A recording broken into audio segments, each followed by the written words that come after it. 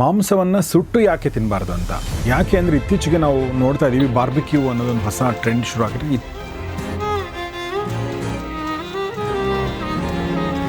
High calorie diet ಅಂತಂತೀವಿ. ಹೆಚ್ಚು ಕೊಬ್ಬಿನಂಶದಿಂದ ಕೂಡಿದ ಆಹಾರವನ್ನು ಯಾರು ಸೇವನೆ ಮಾಡ್ತಾರೆ ಅಂದರೆ ತುಂಬ ಮಾಡ್ತಾ ಇರ್ತಾರೆ ಅಂಥವರಿಗೆ ಕ್ಯಾನ್ಸರ್ ಬರುವ ಸಾಧ್ಯತೆ. ಯಾರನ್ನ ಕೇಳಿದ್ರು ವಯಸ್ಸಾದವರು ಏನಾಗಿತ್ತು ಕ್ಯಾನ್ಸರ್, ಆಮೇಲೆ ಯಾರೋ ಪರಿಚಯದವರು ಅಯ್ಯೋ ತೀರೋಗ್ಬಿಟ್ರೆ ಏನು ಕ್ಯಾನ್ಸರ್ ಆಗಿತ್ತು, ಆಶ್ಚರ್ಯ ಆಗ್ಬಿಡುತ್ತೆ ನಮಗೆ. ಅಯ್ಯೋ ಚೆನ್ನಾಗಿದ್ರಲ್ಲಪ್ಪ, ಹಾರ್ಟ್ ಅಟ್ಯಾಕು ಹಿಂಗೇನೆ. ಅದರಲ್ಲೂ ಈ ನಮ್ಮ ಜನರೇಷನ್ ಝಿ ಏನಿದೆ ಅವರಿಗೆ ಇದ್ರ ಬಗ್ಗೆ ಅರಿವಿಲ್ಲ, ಏನು ಅಂತ ಗೊತ್ತಾಗೋದಿಲ್ಲ. ಸುಮ್ಮನೆ ಯಾರೋ ಮಾಡ್ತಾರೆ, ನಾನು ಟ್ರೆಂಡಿಂಗ್, ಯಾರೋ ಮಾಡ್ತಾರೆ ನಾನು ಮಾಡ್ತೀನಿ. ತುಂಬ ಅಮೈನೋ ಆಸಿಡ್ಗಳು ನಮಗೆ ಬೇರೆದರಲ್ಲಿ ಸಸ್ಯದಲ್ಲಿ ಸಿಕ್ಕೋದಿಲ್ಲ, ಮಾಂಸದಲ್ಲಿ ಸಿಕ್ಕೋದ್ರಿಂದ ಅದು ಕೆಟ್ಟದು ಅಂತ ನಾನು ಹೇಳ್ತಾ ಇಲ್ಲ. ಕೆಲವೊಂದು ಪ್ರೋಟೀನ್ಗಳು ನಮಗೆ ಪೂರಕವಾಗಿರೋವಂಥದ್ದು ಒಳ್ಳೆಯದು. ಆದರೆ ಹೈ ಟೆಂಪ್ರೇಚರ್ 150 ಡಿಗ್ರಿ ಸೆಂಟಿಗ್ರೇಡಿಂದ 300 ಡಿಗ್ರಿ ಸೆಂಟಿಗ್ರೇಡಲ್ಲಿ ಏನಾದರೂ ನಾವು ಮಾಂಸವನ್ನು ಸುಟ್ಟಾಗ ಹೆಟಿರೋಸೈಕ್ಲಿಕ್ ಅಮೈನ್ ಎನ್ನುವ ಒಂದು ರಾಸಾಯನಿಕ ಬಿಡುಗಡೆಯಾಗುತ್ತೆ. ಇದು ಎಲ್ಲ ಥರದ ಮಾಂಸಗಳಿಗೂ ಇದು ಅಪ್ಲೈ, ಎಲ್ಲದಕ್ಕೂ ಆಗುತ್ತಿದ್ದು. ಅದು ಮಟನ್ ಆಗ್ಬೋದು, ಚಿಕನ್ ಆಗ್ಬೋದು, ಫಿಶ್ ಆಗ್ಬೋದು, ಪ್ರಾನು, ನೀವು ಯಾವುದೇ ಮಾಂಸ ಅಂತ ತಗೊಳ್ಳಿ ಅದಕ್ಕೆ ಆಗುತ್ತೆ. ಅಯ್ಯೋ ಒಂದಿನ ಸಾಯ್ತೀವಿ ಹೆಂಗಿದ್ರು ತಿಂದ್ಬಿಟ್ಟು ಸಾಯಲ್ಲ, ಯಾವ ಥರ ಅಂದರೆ ಈ ಥರ ನಮ್ಮ ಒಂದು ಮೆಂಟಾಲಿಟಿ ಡೈಲಾಗ್ಗಳು ನಮ್ಮಲ್ಲಿ ತುಂಬ ಆಯಿತು. ನನಗೆ ಹೇಳುವ ಎಲ್ಲ ವಿಚಾರಗಳು ಪ್ಯೂರ್ಲಿ ಸೈಂಟಿಫಿಕ್, ಯಾವುದು ಬಯಾಸ್ ಇಲ್ಲ.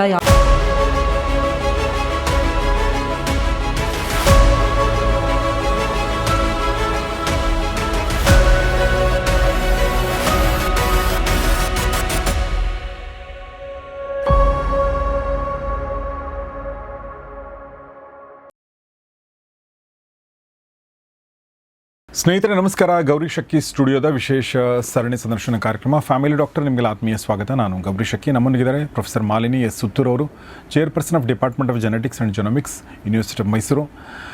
ಮೇಡಮ್, ಕೆಲವೇ ದಿನಗಳ ಮುಂಚೆ ಒಂದು ಎಪಿಸೋಡ್ ಮಾಡಿದ್ವಿ, ಅದರಲ್ಲಿ ಅವರು ಬೀಜಗಳನ್ನು ನೆನೆಸಿ ಯಾಕೆ ತಿನ್ನಬೇಕು ಅನ್ನೋದ್ರ ಬಗ್ಗೆ ಹೇಳಿದರು.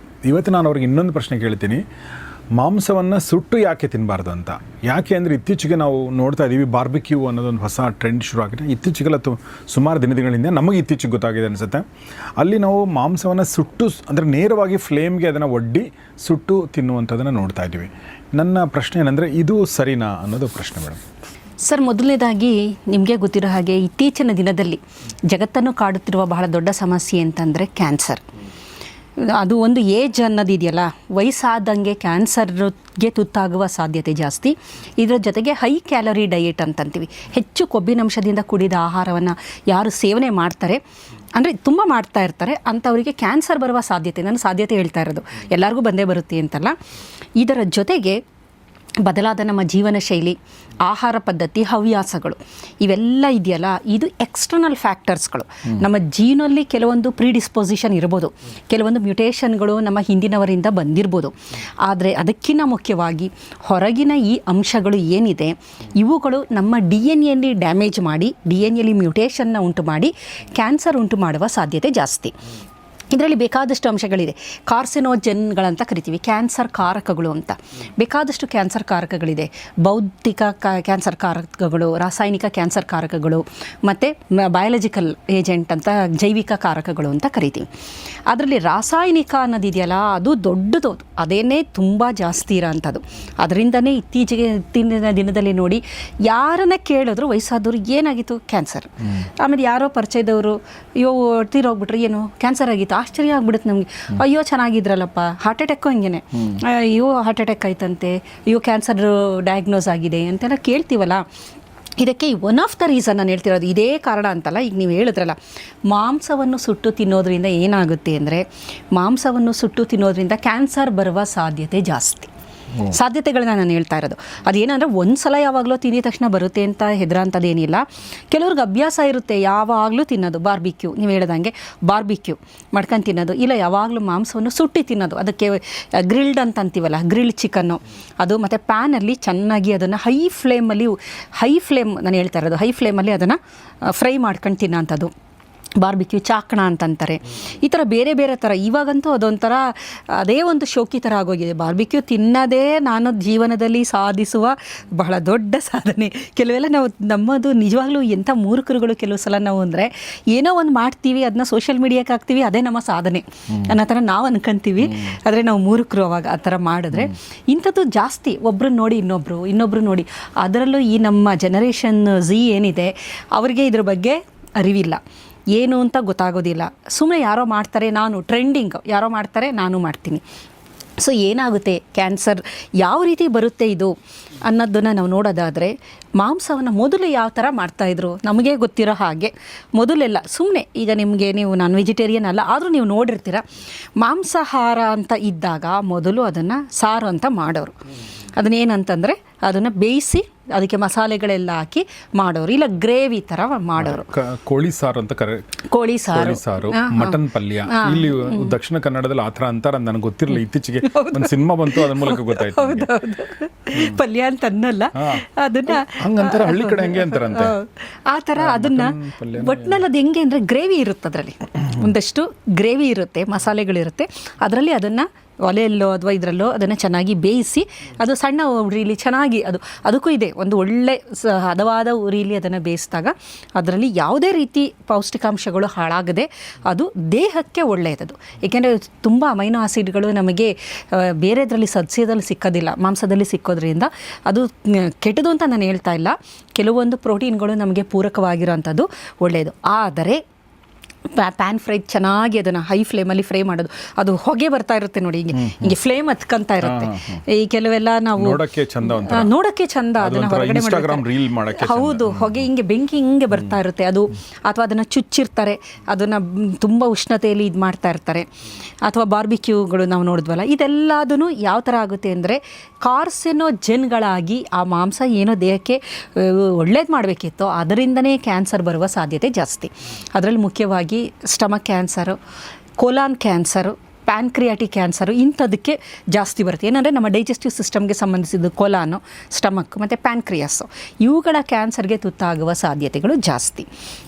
ಯಾವ ರೀತಿ ಆಗುತ್ತೆ ಅಂತ ನಾವು ನೋಡೋದಾದರೆ, ಮೊದಲನೇದಾಗಿ ಮಾಂಸವನ್ನು ಸುಟ್ಟು ಇದು ಮಾಡಿದಾಗ ಹೆಟಿರೋಸೈಕ್ಲಿಕ್ ಅಮೈನ್ ಅಂತ ಅನ್ನುವ ಒಂದು ರಾಸಾಯನಿಕ ಬಿಡುಗಡೆ ಆಗುತ್ತೆ. ಮಾಂಸದಲ್ಲಿ ಏನಿರುತ್ತೆ ಅಂದರೆ ಪ್ರೋಟೀನ್ ಇರುತ್ತೆ, ಕ್ರಿಯಾಟಿನ್ ಇರುತ್ತೆ, ಶುಗರ್ ಇವೆಲ್ಲ ಇರುತ್ತೆ ಮಾಂಸದಲ್ಲಿ. ಸುಟ್ಟಾಗ ಏನಾಗುತ್ತೆ, ಇದು ಹೈ ಟೆಂಪರೇಚರ್ 150 ಡಿಗ್ರಿ ಸೆಂಟಿಗ್ರೇಡಿಂದ 300 ಡಿಗ್ರಿ ಸೆಂಟಿಗ್ರೇಡಲ್ಲಿ ಏನಾದರೂ ನಾವು ಮಾಂಸವನ್ನು ಸುಟ್ಟಾಗ ಹೆಟಿರೋಸೈಕ್ಲಿಕ್ ಅಮೈನ್ ಎನ್ನುವ ಒಂದು ರಾಸಾಯನಿಕ ಬಿಡುಗಡೆಯಾಗುತ್ತೆ. ಹೆಟಿರೋಸೈಕ್ಲಿಕ್ ಅಮೈನು ನೇರವಾಗಿ ಕಾರ್ಸಿನೋಜನ್, ಅದು ನೇರವಾಗಿ DNA ಅಡಕ್ಟ್ಸ್ ಅಂತ ಮಾಡುತ್ತೆ. DNA ಜೊತೆ ಬೈಂಡ್ ಆಗಿ DNA ಅಡಕ್ಟ್ ಅಂತ ಉಂಟಾಗಿ ಅದು ಮ್ಯೂಟೇಷನ್, DNA ಮ್ಯೂಟೇಷನ್ ಉಂಟಾಗುತ್ತೆ. ಅಂದರೆ ಕೆಲವೊಂದು ಜೀನ್ಗಳು ಮ್ಯೂಟೇಟ್ ಆಗುತ್ತೆ. ಅದರಲ್ಲೂ ಪ್ರಮುಖವಾಗಿ ನಮಗೆ ಪೂರಕವಾಗಿರುವಂಥ ಟ್ಯೂಮರ್ ಸಪ್ರೆಸರ್ ಜೀನ್ ಆಗ್ಬೋದು, ಅಥವಾ ಪ್ರೋಟೋ ಆಂಕೋಜೀನಲ್ಲಿ ಮ್ಯೂಟೇಷನ್ ಆಗಿ ಅದು ಆಂಕೋಜೀನ್ ಅಂತ ಆಗ್ಬೋದು, ಕ್ಯಾನ್ಸರ್ ಉಂಟು ಮಾಡುವ ಜೀನ್ಗಳು. ಆಮೇಲೆ DNA ರಿಪೇರ್ ಮಾಡೋ ಅಂಥ ಕೆಲವು ಜೀನ್ಗಳಿದೆ, nucleotide excision repair, base excision repair, ಇವೆಲ್ಲ DNA ಆಗಿರುವ ಡ್ಯಾಮೇಜು ನೋಡಿ ನಾವು ಇಷ್ಟು ಚೆನ್ನಾಗಿದ್ದೀವಿ ಅಂದರೆ ಒಳಗಡೆ ಇದೆಲ್ಲ ನಡೀತಾ ಇದೆ. ಡ್ಯಾಮೇಜ್ ಆದರೆ ದೇಹ ಅದನ್ನು ರಿಪೇರ್ ಮಾಡುತ್ತದು. ಆದರೆ ಆ ರಿಪೇರ್ ಮಾಡುವ ಸಿಸ್ಟಮನ್ನೇ ನೀವು ಹಾಳು ಮಾಡಿದ್ರೆ ದೇಹ ಏನು ಮಾಡುತ್ತೆ, ರಿಪೇರ್ ಮಾಡೋಕ್ಕಾಗೋದಿಲ್ಲ ಅದು. ಹಾಗಾಗಿ ಹೆಟಿರೋಸೈಕ್ಲಿಕ್ ಅಮೈನ್ಗಳಿದೆಯಲ್ಲ ಅದು ನೇರವಾಗಿ DNA ಡ್ಯಾಮೇಜ್ ಮಾಡ್ತಾ ಬರುತ್ತೆ. ಹಾಗಾಗಿ ಇದು ತುಂಬ ಅಪಾಯಕಾರಿ ಅಂತ ಹೇಳ್ಬಹುದು. ಅದರ ಜೊತೆಯಲ್ಲಿ ಮಾಂಸವನ್ನು ಸುಡ್ತೀವಲ್ಲ, ಕೆಲವು ಏನಾಗುತ್ತೆ, ಸುಟ್ಟಾಗೇನಾಗುತ್ತೆ ಅದರ ಡ್ರಾಪ್ಲೆಟ್ಸ್ಗಳಿರುತ್ತಲ್ಲ, ಈಗ ಅದರ ಕೊಬ್ಬಿರುತ್ತಲ್ಲ ಬೆಂಕಿಗೆ ಬೀಳುತ್ತೆ. ಬೆಂಕಿ ಸ್ಮೋಕು ಪುನಃ ಅದಕ್ಕೆ ಹೋಗುತ್ತೆ. ಈಗ ನೋಡಿ, ಈಗ ಕೆಲವೊಂದು ಚಲನಚಿತ್ರಗಳಲ್ಲಿ ಅದರಲ್ಲೆಲ್ಲ ನೋಡಿರ್ತೀವಿ, 1-2 ರಾಡ್ಗೆ ಒಂದು ಇದನ್ನು ಕಟ್ಬಿಟ್ಟಿರ್ತಾರೆ, ಕೋಳಿ ಕುರಿ ಇದು ಏನಿರುತ್ತೆ ಅದನ್ನು ಮಸಾಲೆ ಹಾಕಿ ಅದನ್ನು ಬೇಯಿಸ್ತಾ ಇರ್ತಾರೆ. ಕೆಳಗಡೆಯಿಂದ ಸ್ಮೋಕ್ ಇರುತ್ತೆ, ಅಂದರೆ ಬೆಂಕಿ ಇರುತ್ತೆ. ಅದೇನಾಗುತ್ತೆ, ಅದರಿಂದ ಕೊಬ್ಬು ಬಿಸಿ ಆದಾಗ ಕೊಬ್ಬೆ ಬರುತ್ತಲ್ಲ ಅದು ಕೆಳಗಡೆ ಬೀಳುತ್ತದು, ಬೆಂಕಿಗೆ ಬೀಳುತ್ತೆ, ಅದು ಹತ್ಕೊಳ್ಳುತ್ತದು. ಅದು ತುಪ್ಪ ಥರ ಅಲ್ವಾ, ತುಪ್ಪನೇ ಅದು ಹತ್ಕೊಂಡಾಗ ಪುನಃ ಅದು ಇನ್ನೂ ಚೆನ್ನಾಗಿ ಉರಿಯುತ್ತೆ. ಆ ಸ್ಮೋಕ್ ಇರುತ್ತಲ್ಲ ಅದು ಅದರ ಮೇಲೆ ಹೋಗಿ ಡೆಪಾಸಿಟ್ ಆಗುತ್ತೆ. ಮಾಂಸವನ್ನು ಸುಟ್ಟಾಗ ಇನ್ನೊಂದು ಬಹಳ ಮುಖ್ಯವಾದ ಒಂದು ರಾಸಾಯನಿಕ ಬಿಡುಗಡೆ ಆಗುತ್ತೆ, ಅದು ಪಾಲಿಸೈಕ್ಲಿಕ್ ಆರೋಮ್ಯಾಟಿಕ್ ಹೈಡ್ರೋಕಾರ್ಬನ್ ಅಂತ. ಪಾಲಿಸೈಕ್ಲಿಕ್ ಆರೋಮ್ಯಾಟಿಕ್ ಹೈಡ್ರೋಕಾರ್ಬನ್ ಇದು ಇನ್ನೊಂದು ಅತ್ಯಂತ ಅಪಾಯಕಾರಿಯಾದ ರಾಸಾಯನಿಕ, ಮಾಂಸವನ್ನು ಸುಟ್ಟಾಗ ಬಿಡುಗಡೆ ಆಗುವಂಥದ್ದು. ಬೇಯಿಸಿದಾಗ ಆಗಲ್ಲ, ಬೇಯಿಸಿದಾಗ ಇದ್ಯಾವುದು ಬಿಡುಗಡೆ ಆಗಲ್ಲ, ಸುಟ್ಟಾಗ ಮಾತ್ರ ಬಿಡುಗಡೆ ಆಗುವಂಥದ್ದು. ಇದೂ ಸಹ ಕಾರ್ಸಿನೋಜನ್ ಅಂತ. ಬೇಕಾದಷ್ಟು ಇದ್ರ ಬಗ್ಗೆ ಇಲ್ಲ ಮೇಡಮ್ ಅಂತ ನನಗೆ ಕೆಲವು ಸಲ ನನಗೆ ಹೇಳುವ ಎಲ್ಲ ವಿಚಾರಗಳು ಪ್ಯೂರ್ಲಿ ಸೈಂಟಿಫಿಕ್, ಯಾವುದು ಬಯಾಸ್ ಇಲ್ಲ, ಯಾವುದು ಇದಿಲ್ಲ. ಬೇಕು ಅಂದರೆ ಪರೀಕ್ಷೆ ಮಾಡಬೇಕು ಅಂದರೆ ನೀವು ಕೆಲವೊಂದು ಸೈನ್ಸ್ ವೆಬ್ಸೈಟ್ಗಳಿರುತ್ತೆ, ಅಲ್ಲಿಗೆ ಹೋಗಿ ರಿಸರ್ಚ್ ಆರ್ಟಿಕಲ್ಸ್ಗಳು ಎಲ್ಲ ನೋಡಿದ್ರೆ ಖಂಡಿತವಾಗ್ಲೂ ನಿಮಗೆ ಗೊತ್ತಾಗುತ್ತೆ ನಾನು ಎಷ್ಟು ಅಥೆಂಟಿಕ್ಕಾಗಿ ಎಲ್ಲ ವಿಚಾರಗಳನ್ನು ಹೇಳ್ತೀನಿ ಅಂತ. ಅದರಲ್ಲೂ ಕೆಲವರು ಕಾಮೆಂಟ್ಗಳಲ್ಲಿ ಹಾಕ್ತಾರೆ, ಏಕೆಂದರೆ ಚಿಕನ್ ತಿನ್ನೋಕೆ ಅವ್ರಿಗೆ ಇಷ್ಟ, ದಿನ ಬಾರ್ಬಿಕ್ಯೂ ತಿಂತಾರಲ್ಲ, ಅವ್ರಿಗೆ ಈಗ ಕೇಳೋಕ್ಕೆ ಹೆದರಿಕೆ. ನಾನು ಹಿಂಗೆ ಹೇಳಿದ್ರೆ ನೀವು ಸುಮ್ಮನೆ ಎದುರಿಸ್ತಾ ಇದ್ದೀರಾ, ನೀವು ಎದುರಿಸೋದೇ ನಿಮ್ಮ ಕೆಲಸ, ನಾನು ಯಾಕೆ ಎದುರಿಸ್ಬೇಕು, ಮುಂದೆ ಏನೂ ಆಗಬಾರ್ದು, ನಿಮಗೆ ತೊಂದರೆ ಅನ್ನೋಕ್ಕೆ ಒಂದು ನಾನು ನಿಮಗೆ ತಿಳುವಳಿಕೆ ಕೊಡ್ತಾ ಇದ್ದೀನಿ ಹೊರತು ಎದುರಿಸ್ತಿಲ್ಲ. ತಿನ್ನಬೇಕಾ ತಿನ್ನಿ, ಕೆಲವ್ರಿಗೆ ತಿನ್ನಬೇಕು, ನಾನು ಇಲ್ಲ ತಿಂತೀನಿ ಅಂದರೆ ತಿನ್ನಿ ದಯವಿಟ್ಟು, ಆದರೆ ಸುಳ್ಳಂತೂ ನಾನು ಯಾವುದೂ ಹೇಳ್ತಾ ಇಲ್ಲ. ಇದರಲ್ಲಿ ಪಾಲಿಸೈಕ್ಲಿಕ್ ಆರೋಮ್ಯಾಟಿಕ್ ಹೈಡ್ರೋಕಾರ್ಬನ್ಗಳು ಬಿಡುಗಡೆ ಆಗುತ್ತೆ. DNA ನೇರವಾಗಿ ಡ್ಯಾಮೇಜ್ ಮಾಡುವ ಶಕ್ತಿ ಇವುಗಳಿಗಿದೆ, ಈ ರಾಸಾಯನಿಕಗಳಿಗೆ. ಕಾರಣ ಏನು ಅಂತಂದರೆ ಆ ಮಾಂಸದಲ್ಲಿರುವಂತಹ ಪ್ರೋಟೀನ್ಗಳು ಡಿಜನ್ರೇಟ್ ಆಗುತ್ತೆ, ಕ್ರಿಯಾಟಿನ್ ಇರುತ್ತೆ ಅದರಲ್ಲಿ, ಅದು ಡಿಜನ್ರೇಟ್ ಆಗುತ್ತೆ, ಶುಗರು ಎಲ್ಲ ಇರುತ್ತೆ, ಈ ಕಾಂಪೌಂಡ್ಗಳೆಲ್ಲ ಇರುತ್ತೆ, ಮತ್ತು ಲಿಪಿಡ್ಗಳು ಎಲ್ಲ, ಆಯಿಲೆಲ್ಲ ಇರುತ್ತಲ್ಲ, ಇದೆಲ್ಲ ಬೇರೆ ಒಂದು ಫಾರ್ಮ್ಗೆ ಹೊರಟೋಗೋದ್ರಿಂದ ಈ ಒಂದು ಪಾಲಿಸೈಕ್ಲಿಕ್ ಆರೋಮ್ಯಾಟಿಕ್ ಹೈಡ್ರೋಕಾರ್ಬನ್ ಬಿಡುಗಡೆ ಆಯಿತು. ನಂತರ ಇನ್ನೊಂದು ಬಹಳ ಮುಖ್ಯವಾಗಿ ಗ್ಲೈಕಾಸಿಲೇಟೆಡ್ ಎಂಡ್ ಪ್ರಾಡಕ್ಟ್, AGES ಅಂತ ಕರಿತೀವಿ. ಇದು ನಮಗೆ ಡಯಾಬಿಟಿಕ್ ಅವರಲ್ಲೂ ಸ್ವಲ್ಪ ಗ್ಲೈಕಾಸಿಲೇಟೆಡ್ ಎಂಡ್ ಪ್ರಾಡಕ್ಟು ಜಾಸ್ತಿ ಆಗಿಬಿಡುತ್ತೆ ಬೇರೆ ಒಂದು ರಿಯಾಕ್ಷನಿಂದ. ಇಲ್ಲಿ ಈ ಮಾಂಸವನ್ನು ಸುಟ್ಟಾಗ ಗ್ಲೈಕಾಸಿಲೇಟೆಡ್ ಎಂಡ್ ಪ್ರಾಡಕ್ಟ್ಗಳು ಬಿಡುಗಡೆಯಾಗುತ್ತೆ. ಪ್ರೋಟೀನು ಶುಗರ್ ಜೊತೆ ಬೈಂಡ್ ಆಗುತ್ತೆ, ಪ್ರೋಟೀನ್ ಇರುತ್ತಲ್ಲ ಅದು ಶುಗರ್ ಜೊತೆ ಬೈಂಡ್ ಆಗುತ್ತೆ, ಬೈಂಡ್ ಆಗಿ ಗ್ಲೈಕಾಸಿಲೇಟೆಡ್ ಎಂಡ್ ಪ್ರಾಡಕ್ಟ್ ಅಂತ ಬಿಡುಗಡೆ ಆಗುತ್ತೆ. ಇದೆಲ್ಲ ನೇರವಾಗಿ ನಮ್ಮ ದೇಹದಲ್ಲಿ DNA ಡ್ಯಾಮೇಜ್ ಮಾಡೋದು, ಪ್ರೋಟೀನ್ನ ಡ್ಯಾಮೇಜ್ ಮಾಡೋದು, ಲಿಪಿಡ್ ಅವುಗಳ ಜೊತೆಗೆ ಕ್ರಾಸ್ ಲಿಂಕಿಂಗ್ಗಳಾಗ್ಬಿಡ್ತೀವಲ್ಲ, ಈ ಥರದ ಒಂದು ಫಾರ್ಮ್ AGES ಅಂತ ಹೇಳಿದ್ನಲ್ಲ, ಗ್ಲೈಕಾಸಿಲೇಟೆಡ್ ಎಂಡ್ ಪ್ರಾಡಕ್ಟ್ಗಳು ಇವೇನು ಮಾಡುತ್ತೆ, ಪ್ರೋಟೀನ್ ಜೊತೆ ಬೈಂಡ್ ಆಗಿ ಕ್ರಾಸ್ ಲಿಂಕ್ ಆಗುತ್ತೆ, ಲಿಪಿಡ್ ಜೊತೆ ಕ್ರಾಸ್ ಲಿಂಕ್ ಆಗುತ್ತೆ. ಈ ಥರ ಕ್ರಾಸ್ ಲಿಂಕ್ಗಳಾಗಿ ಅವುಗಳ ಈ ಪ್ರೋಟೀನ್ ಅಂದರೆ ಅದೊಂದು ಎನ್ಸೈಮ್ ಇರ್ಬೋದು, ಅದೊಂದು ಕೆಲಸ ಮಾಡಬೇಕಾಗಿರುತ್ತೆ. ಕ್ರಾಸ್ ಲಿಂಕ್ ಆದಾಗ ಕೆಲಸ ಮಾಡಲ್ಲ, ಅದು ಸ್ಟೇಬಲ್ ಆಗಿಬಿಡುತ್ತದು, ಅದು ಕೆಲಸ ಮಾಡಬೇಕಾಗಿರೋದು ಕೆಲಸ ಮಾಡದೇ ಇದ್ದಂಗೆ ಇದು ಅದನ್ನು ತಡೆಯೋಂಥದ್ದು.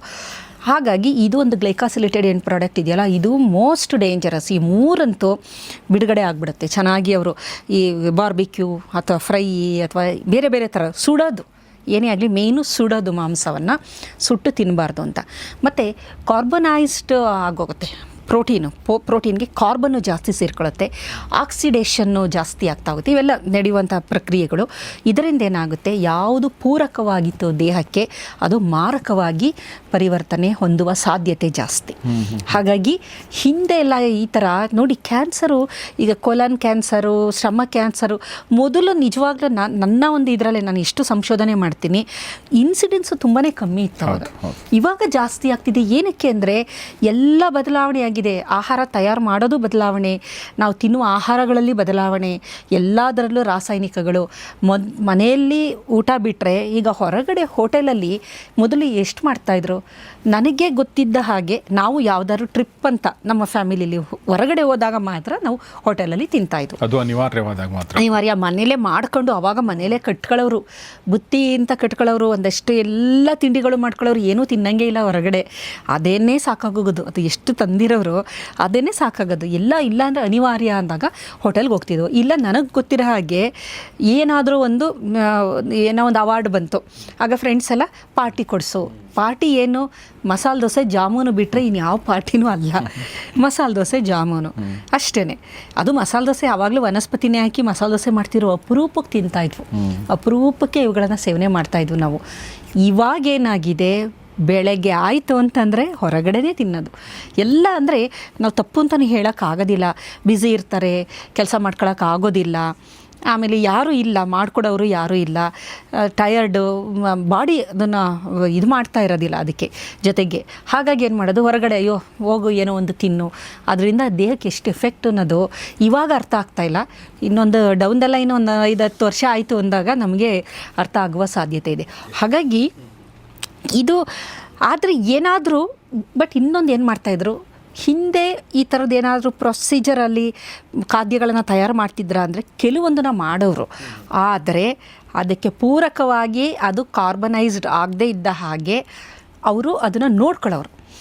ಇಲ್ಲಿ ಏನೇನು ಎಚ್ಚರಿಕೆ ನಾವು ತಗೋಬೇಕು ಅಂತ, ನಾವು ಏನಾದರೂ ಆಯಿತು ಈ ಥರ ಸುಟ್ಟ ಮಾಂಸ ಏನು ಎಚ್ಚರಿಕೆ ತಗೋಬೇಕು ಅಂತಂದರೆ ಕಪ್ಪಾಗಿರೋಂಥ ಭಾಗವನ್ನು ತಿನ್ನಬಾರ್ದು. ಓಕೆ ಈಗ ಫುಲ್ ಯಾವುದೋ ಒಂದು ಫಿಶ್ ಚೆನ್ನಾಗಿ ಇದು ಮಾಡಿದರೆ ಮೇಲೆ ಸ್ಕಿನ್ ಪೂರ ಕಪ್ಪಾಗಿದೆ ಅಂದರೆ ಆ ಭಾಗವನ್ನು ತಿನ್ನಲ್ಲ. ನೀವು ವೆಸ್ಟರ್ನರ್ಸ್ನ ನೋಡಿ, ಟ್ರಾವೆಲರ್ಸ್ದು ಬ್ಲಾಗ್ ಅದೆಲ್ಲ ನೀವು ಹೋದರೆ, ಸೋಲೋ ಟ್ರಾವೆಲಿಂಗ್, ಅವನೆಲ್ಲ ಹೋಗ್ತಾನೆ ಕಾಡಲ್ಲಿ ಫಿಶಿಂಗ್ ಮಾಡ್ತಾನೆ, ಒಂದು ಮೀನು ಹಿಡಿತಾನೆ, ತುಂಬ ಚೆನ್ನಾಗಿ ನಾನು ನೋಡ್ತೀನಂಥದ್ದು. ನನಗೊಂಥರ ಪರಿಸರ ಅದೆಲ್ಲ ನೋಡಿದಾಗ, ಆಮೇಲೆ ಅಲ್ಲೇ ಜಜ್ತಾರೆ, ಒಂದಷ್ಟು ಮಸಾಲೆ ಹಾಕ್ತಾರೆ, ಸುಡ್ತಾನೆ, ಒಳಗಿಂದ ಮಾತ್ರ ತಿಂತಾನೆ ಅವನು, ಮೇಲಿಂದ ತಿನ್ನಲ್ಲ. ಅಬ್ಸರ್ವ್ ಮಾಡಬೇಕಿದ್ದನ್ನ ನಾವು, ಏನು ತಿಂತಾರೆ. ನಾವಾದರೆ ಅಯ್ಯೋ ಅದನ್ನೇ ಯಾಕೆ ವೇಸ್ಟ್ ಮಾಡೋದು, ತಗೋ ಅದನ್ನು ತಿನ್ನು. ಅಲ್ಲ, ನಮ್ಮದು ಸ್ವಲ್ಪ ಅವರು ಅದೆಲ್ಲ ಮಾಡಿದ್ರು ಏನು ತಿನ್ನಬೇಕು ಏನು ತಿನ್ನಬಾರ್ದು ಅನ್ನೋದನ್ನು ತಿಳ್ಕೊಂಡಿರ್ತಾರೆ. ನಾವಾಗಲ್ಲ, ವೇಸ್ಟ್ ಆಗಿಬಿಡುತ್ತಲ್ವ ಅದನ್ನು ತಿನ್ನೋಣ ಅಂತ ತಿಂತೀವಿ. ಸೊ ಎಲ್ಲಿ ಕಪ್ಪಾಗಿರುತ್ತೆ ಆ ಭಾಗವನ್ನು ಮೊದಲು ಅದನ್ನು ತಿನ್ನಬಾರ್ದು. ಎರಡನೇದು, ಅತಿ ಉಷ್ಣತೆಯಲ್ಲಿ ಮೊದಲನೇದಾಗಿ ಮಾಡಬಾರ್ದು. ಒಳ್ಳೆ ಮೀಡಿಯಮ್ ಇದರಲ್ಲಿ ಒಂದು ಫ್ಲೇಮ್ ಅಂತ ಇರುತ್ತೆ ನೋಡಿ. ಅಡುಗೆ ಮಾಡಬೇಕಾದ್ರೆ ನೀವು ಜಾಸ್ತಿ ಉರಿ ಎತ್ತಿದ್ರೆ ಆವಾಗ ಬೇರೆ ಥರ ಆಗೋಗುತ್ತದು. ನಾವು ಮಾಡ್ತಿರೋ ಆಹಾರದ ರಾಸಾಯನಿಕ ಕ್ರಿಯೆಗಳು ಬೇರೆ ಆಗುತ್ತೆ. ಮೀಡಿಯಮ್ ಟೆಂಪ್ರೇಚರಲ್ಲಿ ಬೇರೆ ಆಗುತ್ತೆ. ನೀವು ತುಂಬ ಲೋ ಟೆಂಪ್ರೇಚರಲ್ಲಿ, ಈಗ ನೀವೇನಾದ್ರು ಕೊಬ್ಬರಿ ಮಿಠಾಯಿ ಮಾಡಬೇಕಾದ್ರೆ ಹೈ ಟೆಂಪ್ರೇಚರ್ ಇಟ್ಟರೆ ಕಾರ್ಬನ್ ಆಗೋಗುತ್ತದು, ಸೀದೋಗಿ. ನೀವು ಲೋ ಇದರಲ್ಲಿ ಇಟ್ಟಾಗ ಏನಾಗುತ್ತೆ, ಅದನ್ನು ಹಾಗೆ ಉಳಿಸ್ಕೊಳ್ಳುತ್ತೆ. ಅಡಿಗೆ ಅನ್ನೋದಿದೆಯಲ್ಲ, ಇದು ಇಟ್ ಇಸ್ ಅ ಸೈನ್ಸ್. ಅದು ಗೊತ್ತಿರಬೇಕು ಯಾವ ಥರ ಮಾಡಬೇಕು ಅಂತ. ಹಿಂದಿನವ್ರು ಏನು ಮಾಡ್ತಾಯಿದ್ರು ಅಂದರೆ ಮ್ಯಾರಿನೇಷನ್ ಅಂತ ಮಾಡ್ತಾಯಿದ್ರು. ಈಗ ಮ್ಯಾರಿನೇಷನ್ ಅಂತ ಅಂತೀವಲ್ವ, ಆವಾಗ ಏನು ಮಾಡ್ತಾಯಿದ್ರು ಅಂದರೆ ಅರಿಶಿನ, ಬೆಳ್ಳುಳ್ಳಿ ಇದೆಲ್ಲ ಹಾಕಿ ನೆನೆಸಿಟ್ಬಿಡೋದು. ಅದನ್ನ ಯಾವುದನ್ನು ಮಾಂಸವನ್ನು ನೆನೆಸಿಟ್ಟಾಗ ಏನಾಗುತ್ತೆ ಅಂದರೆ, ಈ ಥರ ಏನಾದರೂ ಸ್ವಲ್ಪ ಹೈ ಫ್ಲೇಮಲ್ಲಿ ಫ್ರೈ ಮಾಡೋದು ಅಂಥದ್ದು ಏನಾದ್ರು ಮಾಡಿದಾಗ ಈ ಒಂದು ರಾಸಾಯನಿಕ ಕ್ರಿಯೆಗಳು ಏನು ನಡೆಯುತ್ತೆ, ಈ ಅಂಶಗಳು ಹಾಕಿರ್ತೀವಲ್ಲ, ಅರಿಶಿನ ಹಾಕಿರ್ತೀವಿ, ಅರಿಶಿಣದಲ್ಲಿ ನಾನು ಹೇಳಿದೆ ಆ್ಯಂಟಿ ಆಕ್ಸಿಡೆಂಟ್ ಅದನ್ನು ಕನ್ವರ್ಟ್ ಮಾಡೋಕ್ಕೆ ಆದಷ್ಟು ಕಮ್ಮಿ ಮಾಡುತ್ತೆ. ಬೆಳ್ಳುಳ್ಳಿ ಹಾಕಿರ್ತೀವಿ, ಈ ಥರದ್ದು ಅರಿಶಿನ, ಬೆಳ್ಳುಳ್ಳಿ, ಅಥವಾ ಏನು ಮಾಡೋರು ನಿಂಬೆಹಣ್ಣು ಹಿಂಡ್ಬಿಡೋರು, ಅದಕ್ಕೆ ನಿಂಬೆಹಣ್ಣು ಹಿಂಡು ಅಥವಾ ಮೊಸರಿನಲ್ಲಿ ಮ್ಯಾರಿನೇಷನ್ ಮಾಡ್ತಾರೆ. ಮೊಸರಿನಲ್ಲಿ ಅದನ್ನು ಚೆನ್ನಾಗಿ ನೆನೆಸಿಟ್ಟು ಮ್ಯಾರಿನೇಷನ್ ಮಾಡಿದಾಗ ಏನಾಗುತ್ತೆ, ಅದು ಅಷ್ಟೊಂದು ಕಾರ್ಸಿನೋಜನ್ ಆಗೋದನ್ನು ತಡೆಗಟ್ಟುತ್ತೆ. ಆಮೇಲೆ ತುಂಬ ಹೊತ್ತು ಅದನ್ನು ನೆನೆಸಿಟ್ಟು ಮಾಡೋಂಥದ್ದು. ಆವಾಗಲೂ ಅಷ್ಟೇ ಈ ಪ್ರೋಸೆಸ್ ಏನಾಗುತ್ತೆ, ಕಾರ್ಬನ್ ಆಗಿ ಕಾರ್ಸಿನೋಜನ್ ಆಗೋದು ಅದೆಲ್ಲ ಡಿಲೇ ಆಗೋದು ಹೆಂಗೆ ಅಂತಂದರೆ, ಮೊದಲನೇದಾಗಿ ಆ ಕಪ್ಪಾಗಿರೋ ಭಾಗನ ತಿಂದೇ ಇರೋ ಅಂಥದ್ದು. ಎರಡನೇದು, ಅದನ್ನು ಒಂದಷ್ಟು ಮಸಾಲೆಗಳು, ವಿನಿಗರ್ ಹಾಕೋರು, ಆಮೇಲೆ ನಿಂಬೆಹಣ್ಣು ಹಾಕೋರು, ಬೆಳ್ಳುಳ್ಳಿ, ಶುಂಠಿ ಬೆಳ್ಳುಳ್ಳಿ ಅದರದ್ದೆಲ್ಲ ಹಾಕಿ ಇದು ಮಾಡಿ ಚೆನ್ನಾಗಿ ನೆನೆಸಿಟ್ಟು, ಅಂದರೆ ಅದನ್ನು ಆದಷ್ಟು ಈ ಥರದ ಆಗದೇ ಇದ್ದ ಹಾಗೆ ತಡೆಗಟ್ಟಕ್ಕೆ ಮಾಡುವಂತಹ ಕ್ರಿಯೆ ಅದು. ಇದೆಲ್ಲ ಮಾಡೋದ್ರಿಂದ ಏನಾಗುತ್ತೆ ಅಂದರೆ, ಒಂದು ಮಟ್ಟಕ್ಕೆ ನಾವು ತುಂಬ ಅದರಿಂದ ಏನು ಬಿಡುಗಡೆ ಆಗೋದೇ ಇಲ್ಲ ಇವೆಲ್ಲ ಅಂತಲ್ಲ, ಆಗುವ ಪ್ರಮಾಣ ಕಡಿಮೆ ಆಗುತ್ತೆ. ಇದು ಎಲ್ಲ ಥರದ ಮಾಂಸಗಳಿಗೂ ಇದು ಅಪ್ಲೈ, ಎಲ್ಲದಕ್ಕೂ ಆಗುತ್ತಿದ್ದು. ಅದು ಮಟನ್ ಆಗ್ಬೋದು, ಚಿಕನ್ ಆಗ್ಬೋದು, ಫಿಶ್ ಆಗ್ಬೋದು, ಪ್ರಾನ್, ನೀವು ಯಾವುದೇ ಮಾಂಸ ಅಂತ ತಗೊಳ್ಳಿ ಅದಕ್ಕೆ ಆಗುತ್ತೆ. ಇದರಲ್ಲಿ ಎರಡು ಥರ ಫ್ಯಾಟ್ ಇರುತ್ತೆ. ನಾವು ಮಾಂಸ ಅಂತ ನೋಡಿದಾಗ ವೈಟ್ ಮತ್ತೆ ಬ್ರೌನು. ವೈಟ್ ಎನರ್ಜಿ ಕೊಡೋ ಅಂಥದ್ದು, ವೈಟ್ ಇಮಿಡಿಯೇಟ್ ಎನರ್ಜಿ ರಿಲೀಸ್ ಆಗುತ್ತೆ. ಬ್ರೌನು ಥರ್ಮೋಜೆನಿಸಿಸ್, ಅದು ದೇಹದಲ್ಲಿ ಎಷ್ಟು ಬ್ರೌನ್ ಫ್ಯಾಟ್ ಇರುತ್ತೆ ಅಷ್ಟು ಅದು ನಮಗೆ ದೇಹದಲ್ಲಿ ಉಷ್ಣತೆಯನ್ನು ಬಿಡುಗಡೆ ಮಾಡುತ್ತೆ. ಸೊ ರೆಡ್ ಮೀಟನ್ನು ತಿನ್ನಬೇಡಿ ಅಂತ ಹೇಳ್ತಾರೆ ನೋಡಿ, ರೆಡ್ ಮೀಟ್. ಹಾಗಾಗಿ ಕೆಲವೆಲ್ಲ ಹೇಳ್ತಾರೆ, ಡಾಕ್ಟ್ರುಗಳು ಹೇಳ್ತಾರೆ, ಜಾಸ್ತಿ ನೀವು ಪ್ರೋಟೀನ್ ಇರೋ ಅಂಥದ್ದು ತಿನ್ನಿ, ಮೀನು ತಿನ್ನಿ, ಆಮೇಲೆ ಪ್ರಾನ್ ಇಂಥವೆಲ್ಲ ತಿನ್ನಿ, ಇದರಲ್ಲಿ ಮೀಟಲ್ಲಿ ಜಾಸ್ತಿ ಅದು ಕೊಬ್ಬು ಜಾಸ್ತಿ ಇರುತ್ತೆ ಅಂತೆಲ್ಲ ಹೇಳ್ತಾರೆ. ಬಟ್ ಆದರೆ ಅದು ತಿನ್ನೋದೊಂದೇ ಅಲ್ಲ, ಈ ಥರ ಎಲ್ಲ ಮಾಡ್ಕೊಂಡು ತಿಂದಾಗ ಇನ್ನೂ ಡ್ಯಾಮೇಜ್ ಜಾಸ್ತಿ ಆಗ್ತಾ ಬರುತ್ತೆ. ಬಾರ್ಬಿಕ್ಯೂ ಈ ಥರ ಮಾಡೋರಿಗೆ ಇದ್ರ ಬಗ್ಗೆ ಅರಿವಿರಲ್ವಾ? ಯಾರಿಗೂ ಇರಲ್ಲ ಸರ್. ಈಗ ಈ ವಿಡಿಯೋನ ನೋಡ್ತಾರಲ್ಲ, ಎಷ್ಟು ಜನಕ್ಕೆ ಇದ್ರ ಬಗ್ಗೆ ಗೊತ್ತಿದೆ? ಈಗ ಈ ವಿಡಿಯೋನೇ ನೋಡೋ ಅಂತ ನಮ್ಮ ವೀಕ್ಷಕರಲ್ಲಿ ಎಷ್ಟು ಜನ ಗೊತ್ತಿಲ್ಲದೆ ಇಲ್ಲ ಅಂತಲ್ಲ, ಕೆಲವರಿಗೆ ಗೊತ್ತಿರ್ಬೋದು, ಆದರೆ ಅವ್ರು ಹೇಳೋ ಮಾತನ್ನು ಕೇಳಲ್ಲ ಯಾರನ್ನು. ಈಗ ನಾನು ಇಷ್ಟು ರಿಸರ್ಚ್ ಮಾಡಿ ಇಷ್ಟೆಲ್ಲ ರಿವ್ಯೂ ಮಾಡ್ಕೊಂಡು ನಾನು ಹೇಳೋದನ್ನೇ ಕೆಲವ್ರು ನಂಬಲ್ಲ ಅಂದಮೇಲೆ, ಜನಸಾಮಾನ್ಯರು ಯಾರೋ ಇಲ್ಲ ಅದು ನೀವು ಆ ಥರ ತಿಂದರೆ ನಿಮಗೆ ಕ್ಯಾನ್ಸರ್ ಬರುತ್ತೆ ಅಂದರೆ ಬಂದರೆ ಬರಲಿ ಬಿಡು ಅಂತಾರೆ. ಅಯ್ಯೋ ಒಂದಿನ ಸಾಯ್ತೀವಿ ಹೆಂಗಿದ್ರು ತಿಂದ್ಬಿಟ್ಟು ಸಾಯನ ಅಲ್ಲ, ಯಾವ ಥರ ಅಂದರೆ ಈ ಥರ ನಮ್ಮ ಒಂದು ಮೆಂಟಾಲಿಟಿ ತುಂಬಾ. ಈಗ ಸ್ಮೋಕ್ ಮಾಡಬೇಡಿ ಅಂತಂದರೆ ಆವಾಗ ಅವ್ರು ಏನು ಅದು ಜಸ್ಟಿಫಿಕೇಷನ್ ಏನು ಕೊಡ್ತಾರೆ, ಯಾರನ್ನ ಹೇಳ್ತಾರೆ ನೋಡಿ, ಅವನು ಸ್ಮೋಕ್ ಮಾಡಿಲ್ಲ, ಡ್ರಿಂಕ್ಸ್ ಮಾಡಿಲ್ಲ, ಹಂಗೂ ಕ್ಯಾನ್ಸರ್ ಬಂದು ಸತ್ತ. ಆ ಥರ ಎಕ್ಸಾಂಪಲು ಯಾವುದೋ ಒಂದೊಂದು ಅಪರೂಪದ ಎಕ್ಸಾಂಪಲ್ ಇರುತ್ತಲ್ಲ, ಅದನ್ನು ಕೊಟ್ಟು ಅವರು ಬಾಯಿ ಮುಚ್ಚಿಸ್ಬಿಡ್ತಾರೆ. ಎಸ್. ಸೊ ಹಾಗೆ ನಾವು ಮಾಂಸವನ್ನು ಸುಟ್ಟು ಯಾಕೆ ತಿನ್ನಬಾರ್ದು, ನಮ್ಮ ಟ್ರೆಡಿಷ್ನಲ್ ಮೆಥಡಲ್ಲೇ ತಿನ್ನಬೇಕು ಅನ್ನೋದನ್ನು, ಅದು ಕೋಳಿ ಸಾರು ಅಂದರೆ ಅದು ಸಾರೇ ಆ್ಯಕ್ಚುಲಿ, ಅದರಲ್ಲಿ ಕೋಳಿ ಹಾಕಿರ್ತೀವಿ, ಕೋಳಿ ಮಾಂಸ ಹಾಕಿರ್ತೀವಿ, ಹೀಗಾಗಿ ಅದು ಕ್ಯಾನ್ಸರ್ ಕಾರಕ ಆಗಲ್ಲ. ಬಟ್ ಈ ಥರ ಸುಟ್ಟು ತಿನ್ನೋದ್ರಿಂದ ಮತ್ತು ಅತಿಯಾದ ಉಷ್ಣಾಂಶದಲ್ಲಿ ಬೇಯಿಸೋದ್ರಿಂದ ಅದು ಕ್ಯಾನ್ಸರ್ ಕಾರಕ ಹೇಗಾಗುತ್ತೆ ಅನ್ನೋದನ್ನು ಮೇಡಮ್ ತುಂಬ ಚೆನ್ನಾಗಿ ಇಂಥ ವಿಚಾರಗಳು ಈ ಜನರೇಷನ್ ಮಕ್ಕಳುಗಳಿಗೆ ಗೊತ್ತಾಗಬೇಕು ಸರ್. ಅವ್ರಿಗೆ ಗೊತ್ತಾಗಲ್ಲ. ಅವ್ರಿಗೆ ಈ ಜನರೇಷನ್ ಅವ್ರು ಹೆಂಗೆ ಅಂತಂದರೆ ಡೆಪ್ತಲ್ಲಿ ತಿಳ್ಕೊಂಡಿರಲ್ಲ, ಸೂಪರ್ಫಿಷಿಯಲ್ ಆಗಿ ತಿಳ್ಕೊಂಡಿರ್ತಾರೆ, ಇನ್ಫ್ಲೂಯೆನ್ಸ್ ಆಗ್ತಾರೆ ಅವರು. ವೆಸ್ಟರ್ನ್ ಕಲ್ಚರ್ಗೆ ಇನ್ಫ್ಲೂಯೆನ್ಸ್ ಜಾಸ್ತಿ ಅವ್ರಿಗೆ. ಬಾರ್ಬಿಕ್ಯೂ ಏನಾಗುತ್ತೆ ಅಂದರೆ, ಈಗ ಸಾರು ಅಂದಾಗ ಅದು ಬೇರೆ ಥರ ಕಾಣುತ್ತೆ, ಈ ಬಾರ್ಬಿಕ್ಯೂ ಅಂದಾಗ ಅದು ಏನೋ ಒಂಥರ ಅದು ವಿಸ್ಮಯ ಅನ್ನಂಗೆ, ತುಂಬ ಚಂದ ಅನ್ನಂಗೆ, ತುಂಬ ಚೆನ್ನಾಗಿರುತ್ತೆ. ಸಾರು ಅಂದರೆ ಏನು ಅನ್ಸಲ್ಲ, ಕಲರ್ ಇರೋದಿಲ್ಲ, ಮಾಡುವಂಥ ಪ್ರೊಸೆಸ್ ಕೂಡ ತುಂಬ ಸಿಂಪಲ್. ಹಾಗಾಗಿ ಮಕ್ಕಳಿಗೆ, ಈ ಜನ್ರೇಷನ್ ಅವ್ರಿಗೆ ಇದು ಅರ್ಥ ಆಗಲಿಲ್ಲ ಅಂದರೆ ಮುಂದಿನ ದಿನದಲ್ಲಿ ತುಂಬ ಕಷ್ಟ ಇದೆ. ಎಸ್. ಸೊ ಕಷ್ಟಪಡಬೇಡಿ ಅನ್ನೋದು ಕಾರಣಕ್ಕೋಸ್ಕರನೇ ನಾವು ಇದನ್ನು ಎಲ್ಲವನ್ನೂ ಹೇಳ್ತಾ ಇರೋದು. ಮೇಡಮ್ ಅದನ್ನು ರಿಸರ್ಚ್ ಮಾಡ್ಕೊಂಡ್ಬಂದು ತಿಳಿಸ್ತಾ ಇರೋದು. ಸೊ ನಿಮ್ಮೆಲ್ಲ ಪರವಾಗಿ ನಾನು ಮೇಡಮ್ಗೆ ತುಂಬ ಥ್ಯಾಂಕ್ಸ್ ಹೇಳ್ತೀನಿ, ನಮ್ಮ ಜೊತೆಗೆ ಈ ವಿಚಾರನ ಶೇರ್ ಮಾಡಿಕೊಂಡ್ರೆ madam. Thank you very much. ಆದರೆ ಮುಖ್ಯವಾಗಿ ನೀವು ಅದನ್ನು ಶೇರ್ ಮಾಡಿ. ನಮ್ಮ ಕೆಲಸ ನಾವು ಮಾಡ್ತಾರೆ, ನಿಮ್ಮ ಕೆಲಸ ಏನು ಹೇಳಿ, ಇದನ್ನು ಇಂಪ್ಲಿಮೆಂಟ್ ಮಾಡ್ಕೊಳ್ಳಿ. ಸಾಧ್ಯವಾದಷ್ಟು ಅಲ್ಲ, ಇಂಪ್ಲಿಮೆಂಟ್ ಮಾಡ್ಕೊಳ್ಳಿ. ಯಾಕೆಂದರೆ ನೀವು ಮಾಂಸ ತಿನ್ನಬೇಡ ಅಂತ ಹೇಳ್ತಾ ಇಲ್ಲ, ಬಟ್ ಸುಟ್ಟ ಮಾಂಸವನ್ನು ತಿನ್ನಬೇಡಿ. ತಿನ್ನಬೇಕಾದ್ರೆ ಏನು ಪ್ರಿಕಾಷನ್ಸ್ ತೊಗೋಬೇಕು ನಾವು ಹೇಳಿದ್ವಿ. ಆದರೆ ಇದನ್ನು ದಯವಿಟ್ಟು ನಿಮ್ಮೆಲ್ಲ ಸ್ನೇಹಿತರೊಂದಿಗೆ ಶೇರ್ ಮಾಡಿ, ಸೊ ದ್ಯಾಟ್ ಈ ನಾಲೆಜ್ ಎಲ್ರಿಗೂ ಸಿಗಲಿ ಅಂತ ಹೇಳ್ತಾ. ಸೊ ಅಷ್ಟು ಹೇಳ್ತಾ ಇವತ್ತಿನ ಎಪಿಸೋಡ್ ಮುಗಿಸ್ತಾ ಇದೀನಿ. ನೋಡ್ತಾರೆ ಗೌರಿ ಶಕ್ಕಿ ಸ್ಟುಡಿಯೋ, ನೋಡ್ತಾರೆ ಫ್ಯಾಮಿಲಿ ಡಾಕ್ಟರ್ ಕಾರ್ಯಕ್ರಮ. ನಮಸ್ಕಾರ.